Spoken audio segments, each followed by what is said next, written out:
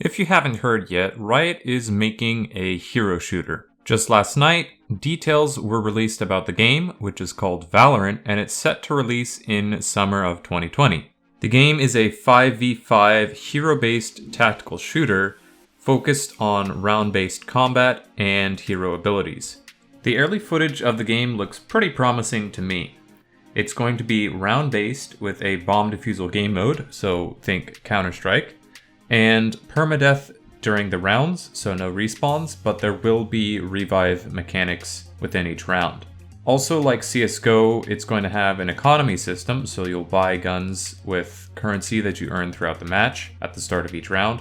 But interestingly, the hero ability part of the game is also economy based, so instead of just having abilities on cooldowns that you have access to all the time, you'll have to buy charges for your ability. I think in this regard, the idea is that abilities are going to replace utility items that you would see in CSGO like smokes, and in fact, looking at the gameplay, a lot of the abilities seem to be oriented towards stuff you'd see in CSGO, like a smoke screen, a wall that obstructs sight, a fireball that acts as a Molotov.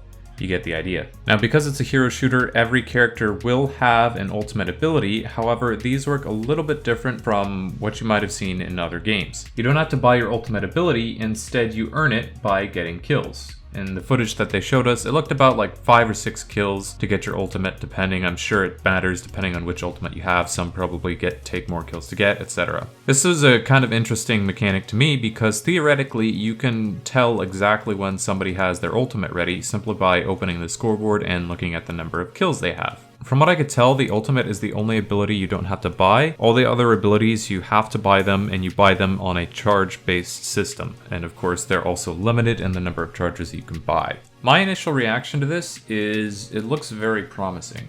I know we've seen a lot of hero shooters in the last couple of years, but this one looks to fill a bit of a different niche in the genre, being that it's more tactical oriented and clearly taking inspiration from games like CSGO. I've kind of stayed away from hero shooters ever since I stopped playing Overwatch, mainly because I didn't like the insane amount of ability spam that you get playing Overwatch. I felt like it detracted too much from the moment-to-moment gunplay, and I didn't really like how abilities just became the only thing that really mattered in the match. I really wanted more of a focus on gunplay, and it looks like Valorant is going to deliver that.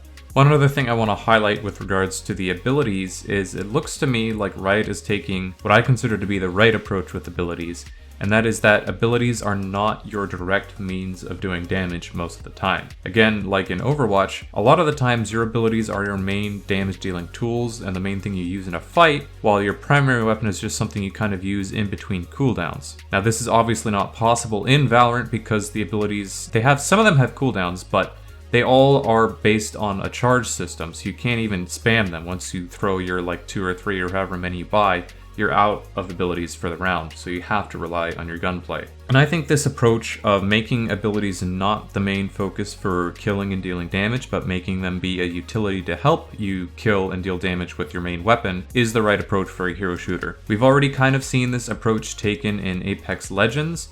That is one aspect of the game that I really like. I feel like Respawn has done a great job designing and balancing the abilities in that game, because for the most part, abilities in Apex are not your direct means of dealing damage either. There are utilities and you use them to help you in a fight, but not to directly win the fight. Another thing that Riot has been talking about that's very promising with this game is they're very focused on giving it a strong backend. They've already said they're going to be releasing with 128 tick servers, which is very, very, very good. Most shooters in the industry only have anywhere between 20 to 60 tick servers, and 60 tick is high end typically. So to have all the way up to 128 tick servers is very, very promising to see. They've also said they're committed to improving ping and latency, peeker's advantage, and developing a very robust anti-cheat. And that anti-cheat is going to be pretty important because this game is going to be free to play. Now, one of the most common pieces of criticism I've seen regarding the game currently is the art style. A lot of people are saying the art style is kind of dull. It's not colorful enough, it's not pretty enough, it's uninspired, it doesn't look very interesting.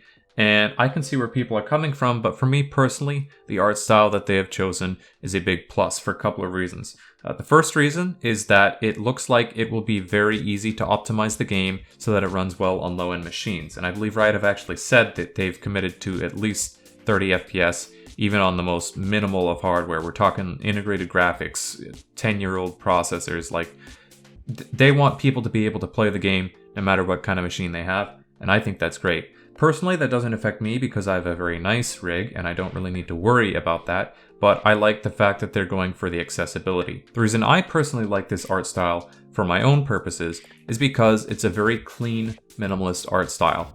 Another problem with Overwatch, and I know I'm hating a lot on Overwatch, but that's kind of just the main comparison point we have here, is that there is a ton of visual clutter when you get into the big team fights in Overwatch. It can be very hard to see what's going on, not only as a player, but also as a spectator. When you're, on the esports side of things, trying to watch a match of Overwatch, it can be very difficult to see what exactly is going on in a team fight. So I'm hoping that this minimal visual approach with the art style in Valorant is an effort on the part of the devs to make sure that the game has a lot of precise visual clarity. I know one of the things that I've heard some of the CS pros talk about that they really like is that all of these smokescreen abilities in game have very well-defined edges. It's very clear where it begins and where it ends and what you can and cannot see, which is not always the case in CSGO from what I understand.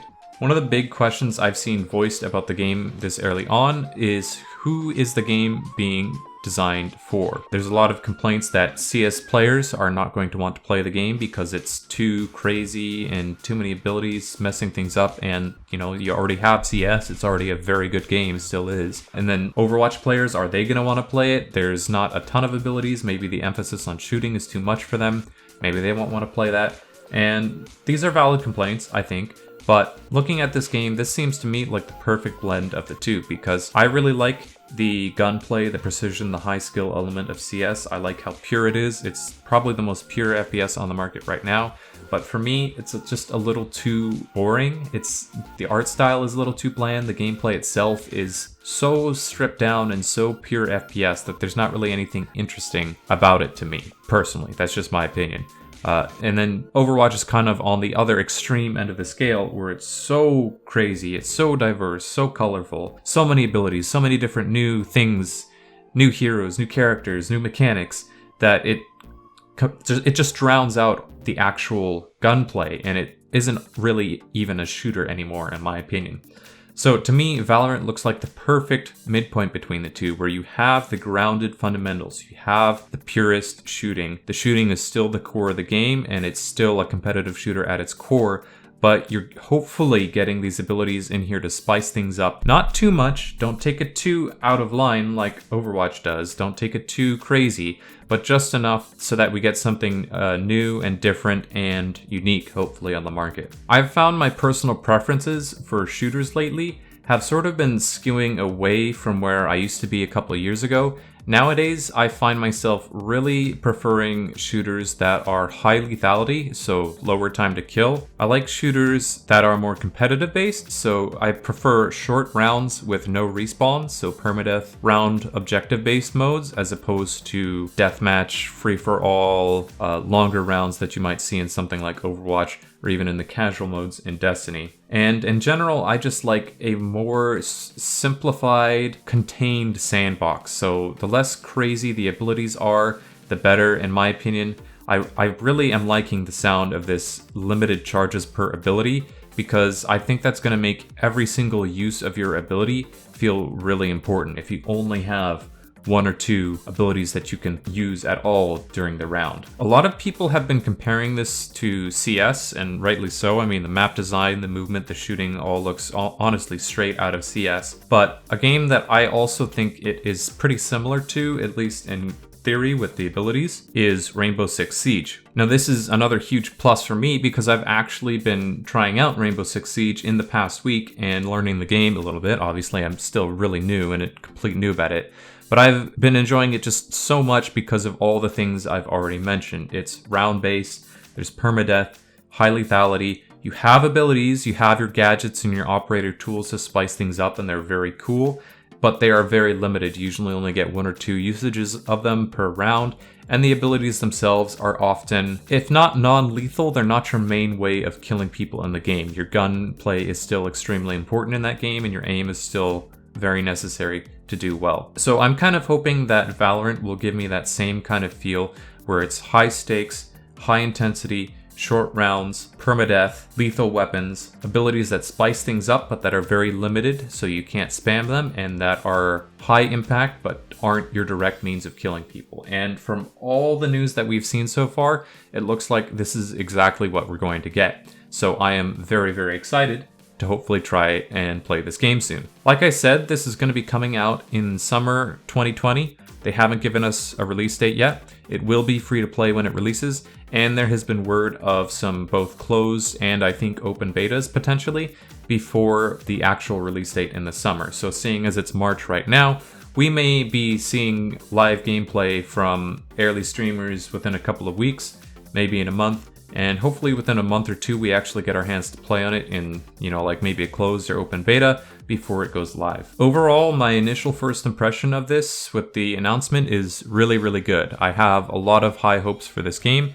I'm really trying to keep my enthusiasm down and not get too excited for it because, it might not be what we expect, might not last for super long, but I am pretty optimistic for it. Another big plus is that it's being made by Riot, and I feel like love or hate Riot, you have to acknowledge the fact that they are very successful with what they've done with League of Legends. It's still one of the biggest games worldwide. It's still incredibly successful, makes a ton of money, insane player counts. And the thing that is really impressive to me is that it's been doing this for, almost 10 years. It's been around and big and successful for so long. And so what I'm kind of hoping is that they can reproduce that same level of stability and long-lasting success with Valorant. Because, as a YouTuber, even as a player, but especially as a YouTuber, you really want to invest your time and your channel and your audience into games that are going to last, into games that are going to be around for a while and be popular for a while, and that you and your viewers are going to have a lot of fun playing for a long time to come. So I'm hoping that if this game comes out, if Valorant is really good, that Riot is going to be able to create that same long-lasting stability and longevity for the game, because I definitely plan on trying it out at launch, and if it's fun, it's probably going to show up on my channel more in the future. So I hope you guys enjoyed this first look at the game and some of my initial impressions and thoughts. Let me know what you guys think of it down in the comments if you are interested in playing. As of right now, I'm just pretty hopeful that the game will be good. I hope we get a beta soon so we can all try it out. And hopefully the launch goes well and the game is successful long term. Thank you all for watching. My name has been Oxy, and I'll see you guys in the next one.